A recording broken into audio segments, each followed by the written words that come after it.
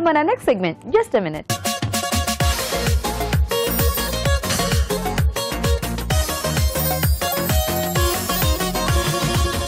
So Raju గారు just minute లో ఏం వెరైటీ?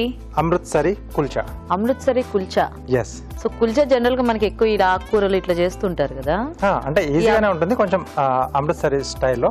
అంటే మామూలుగా ఎక్కువ అంటే వాళ్ళు తందూరి బట్టిలోనే చేసుకుంటారు, లేకుండా కూడా మనం ప్యాన్ మీద చేసుకోవచ్చా? ఎస్ అండి. Okay okay. మరి అమృత్సరి కుల్చా తయారీకి కావాల్సిన పదార్థాలు ఏంటో చూద్దాం. అమృత్సరి కుల్చా తయారు చేయడానికి కావాల్సిన పదార్థాలు: మైదా 1 కప్పు, ఉప్పు తగినంత, పంచదార 1/2 teaspoon, baking powder 1/2 teaspoon, నూనె 1 టీ స్పూన్, పెరుగు 1 టేబుల్ స్పూన్, కొత్తిమీర కొద్దిగా, తరిగిన పచ్చిమిరపకాయలు 2, పన్నీర్ తురుము 1/2 కప్పు, వెన్న 1 టేబుల్ స్పూన్, పుదీనా కొద్దిగా. అమృత్సరి కుల్చా కావాల్సిన పదార్థాలన్నీ చూసారు కదా రాజు గారు, స్టార్ట్ చేద్దామా?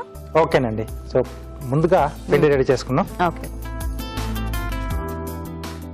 ఒక బౌల్లో మైదా, కొద్దిగా ఉప్పు, ఉప్పు తర్వాత కొద్దిగా పంచదార, కొద్దిగా బేకింగ్ పౌడర్, కొంచెం ఆయిల్ ఇస్తారా? ఫ్రీడమ్ రిఫైన్డ్ సన్ఫ్లవర్ ఆయిల్ చాలా లైట్గా ఉంటుంది, తక్కువ నూనెతో ఎక్కువ వంట చేసుకోవచ్చు. డీప్ ఫ్రై లాంటి వాటి చేసుకుంటే ఏంటంటే చాలా తక్కువగా అబ్జర్వ్ చేస్తుంది మనకి. సో ఈ ఆయిల్ దీంట్లో వాడుతున్నాం. ఓకే. కొద్దిగా ఆయిల్ కొంచెం సాఫ్ట్గా రావడానికి మనకు, అలాగే కొద్దిగా పెరుగండి. సో ఇవన్నీ ఒకసారి బాగా కలిపేసుకోవాలి. సో ఇది పిండి కలిపి కాసేపు ఏమైనా నాననివ్వాలా రాజు గారు దీన్ని? కనీసం అరగంట పైన. అరగంట పైన? అవునండి. వాటర్ కలిపేసుకుని మనం కొంచెం ముద్దలా, కొంచెం మామూలు చపాతీ పిండి కంటే కొంచెం మెత్తగానే రావాలి మనకు.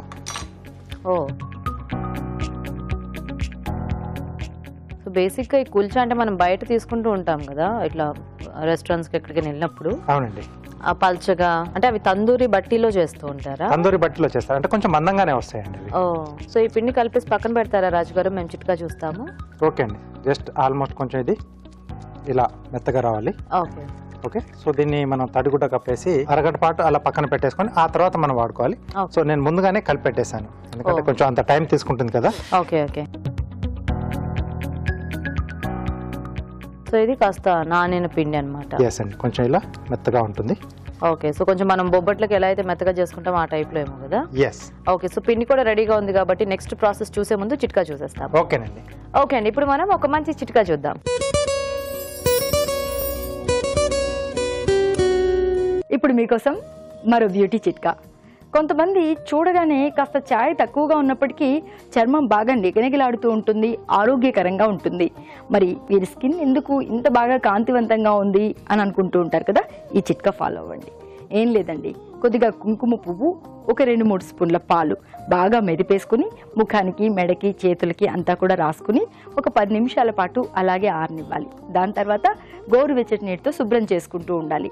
ఇలా వారానికి 2-3 సార్లు చేస్తూ ఉన్నట్లయితే చర్మం ఛాయ మెరుగుపడమే కాకుండా చర్మం కాంతివంతంగా, ఆరోగ్యంగా తయారవుతుంది. అలాగే పాలలో కొద్ది మోతాదులో కుంకుమ పువ్వు కలుపుకొని ప్రతిరోజు రాత్రి పడుకోబోయే ముందు ఒక గ్లాస్ పాలు తాగడాన్ని అలవాటు చేసుకున్నట్లయితే కూడా చర్మం ఆరోగ్యంగా, కాంతివంతంగా తయారవుతుంది. ఓకే అండి. చిట్కా చూసారు కదా. ఓకేనా రాజు గారు? ఓకే అండి. సో ఇప్పుడు మనం ఒక స్టఫ్ కూడా రెడీ చేసుకున్నాం అండి. ఓకే. పన్నీర్ తురుము. సో ఇది కూడా స్టఫింగ్ లాగే చేసుకోవాలా రాజు గారు? లేకపోతే జస్ట్ పైన లేయర్ లోనే వస్తుందండి. సో లోపల మనం మామూలు పరోటాలా కాకుండా సో అలా ముద్ద తీసుకొని జస్ట్ దీంట్లో ఒకసారి డిప్ చేసి తీసేస్తాం. సో పై లేయర్ అలా ఉంటుంది. కొత్తిమీర, కొద్దిగా పుదీనా, సన్నగా తరిగిన పచ్చిమిరపకాయలండి. ఇప్పుడు అది మొత్తం పిండిలో వేసి కలిపేసుకోవచ్చు కదా, అట్లా కాదా మరి? లేదు, మీకు అప్పుడు కొంచెం పరోటాలా వస్తుంది. ఓకే. అంటే స్టఫ్ కుల్చా కూడా వస్తుంది మనకు, దాంట్లో మీరు చెప్పినట్టుగా లోపల స్టఫ్ చేసేస్తారు. చూడండి, ఇలా కొంచెం మెత్తగా రావాలి. ఓకే.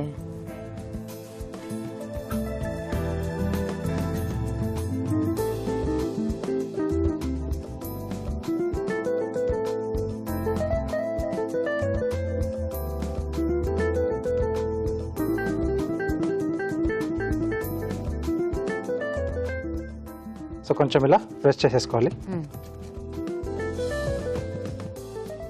కావాల్సి ఇంకొంచెం మనం స్టఫింగ్ ఎక్కువ కావాల్స్తే ఇలా మనం ఒత్తుకునేప్పుడే కొంచెం పైనుంచి వేసేసుకోవచ్చు. ఓకే, రోలింగ్ పిన్తో కొంచెం చేసుకోవచ్చు. అంటే చేతితో ఎక్కువగా స్ప్రెడ్ చేయడం రాదు అనుకుంటే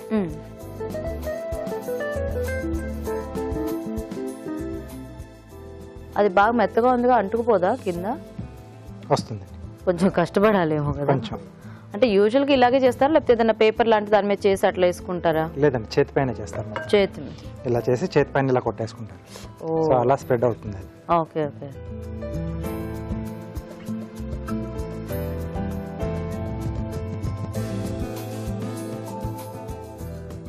సో జనరల్ గా అంటే ఇప్పుడు మనం నాన్ స్టిక్స్ వాడుతున్నాం.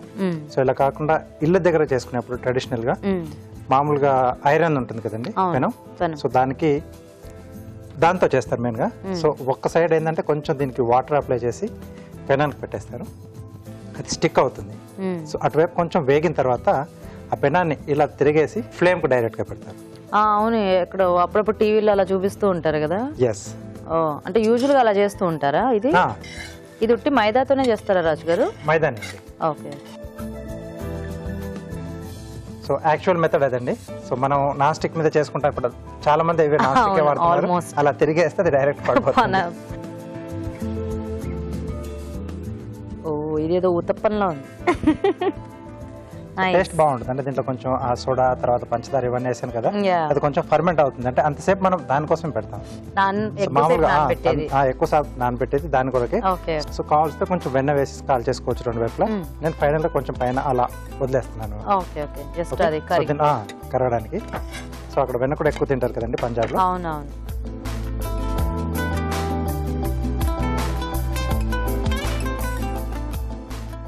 సో దీన్ని కొంచెం ముక్కలుగా కట్ చేసుకున్నాం అండి.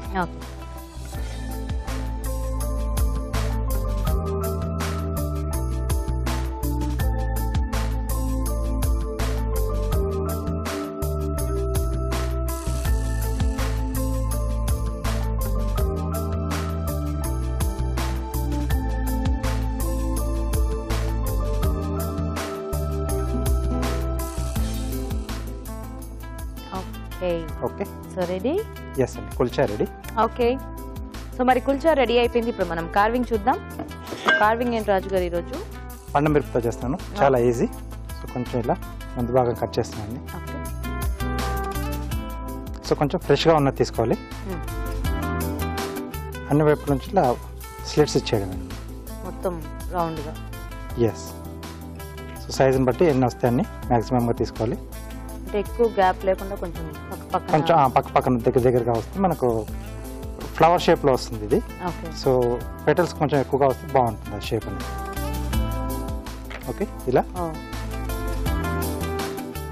మధ్యలో కొంచెం ఆ గింజలు పట్టుకోవడానికి కొంచెం కండలా ఉంటుంది కదా. సో దీన్ని మనం తీసేసేయాలి, లేకపోతే ఆ పెటల్ ఒకటి మనకు అలాగే స్ట్రైట్ గా ఉంటుంది. ఓకే. సో గింజలన్నీ తీసేసి దీన్ని ఏంటంటే మనం చల్లటి నీళ్ళలో వేస్తే మొత్తం కూడా ఇలా బయట వైపు పిచ్చుకుంటాయండి. ఓ, స్ప్రెడ్ అవుతాయి. ఎస్. ఓకే. సో ఆల్రెడీ నేను కొన్ని చేసి పెట్టాను. సో మంచి ఫ్లవర్స్ లా బాగా వచ్చాయి కదా. ఎస్. సో ఇలా వస్తాయండి, బ్రైట్ గా. కలర్ బాగుంటుంది కదండి.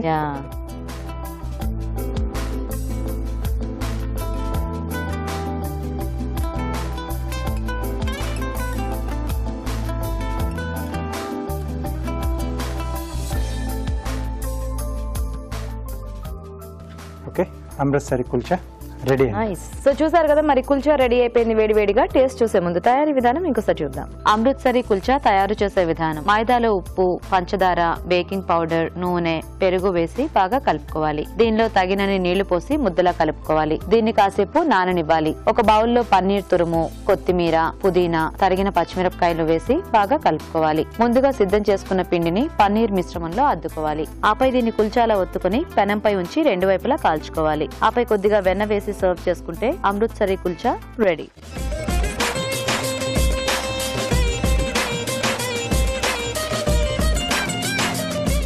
ఓకే అండి, మరి అమృత్సరి కుల్చా తయారీ విధానం చూసారు కదా. టేస్ట్ చూద్దామా రాజు గారు? ఓకేనండి. బాగుంది చూడడానికి, కలర్ఫుల్ గా. యూజువల్ గా అంటే మనకి ఇలా పరోటాలు ఏవి చేసుకున్నా ఆల్మోస్ట్ లోపల స్టఫింగ్ అంత లోపలే ఉంటుంది కదండి. పైన ఈ పిండిలో కొంచెం షుగర్ అది యాడ్ చేస్తున్నాం కదా, ఆ లైట్ స్వీట్నెస్, అంటే ఎక్కువ యాడ్ చేసుకోలేదు కానీ కొంచెం అది కొద్దిగా కాల్చేసరికి ఒక డిఫరెంట్ టేస్ట్ యాడ్ అయింది. ఎస్. అండ్ ఈ పచ్చిమిర్చి ఇంకా పన్నీర్, కొత్తిమీర, పుదీనా అన్ని బాగున్నాయి. ఫ్లేవర్ ఏదైనా మసాలా కర్రీ ఉంటే చాలా బాగుంటుంది, టేస్టీగా ఉంటుంది. సో చూసారు కదండి కుల్చా, మరి మీరు కూడా ట్రై చేయండి. ఇప్పుడు ఒక చిట్కా చూద్దాం.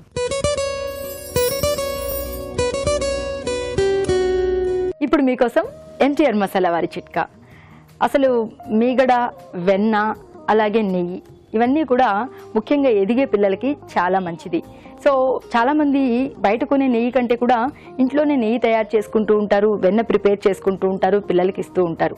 మరి ఇంట్లో ప్రిపేర్ చేసుకునేటప్పుడు మీగడ బాగా మందంగా కట్టాలి అంటే ఎలా అంటే, పాలు బాగా కాగించుకుని చల్లార్చిన తర్వాత ఫ్రిడ్జ్లో నిల్వ ఉంచుకుంటాం కదా, అలా ఫ్రిడ్జ్లో నిల్వ ఉంచే ముందు ఆ గిన్నెకి మజ్లిన్ క్లాత్ చుట్టి ఫ్రిడ్జ్లో స్టోర్ చేసుకున్నట్లయితే అడుగున మీగడ మందంగా కడుతుంది.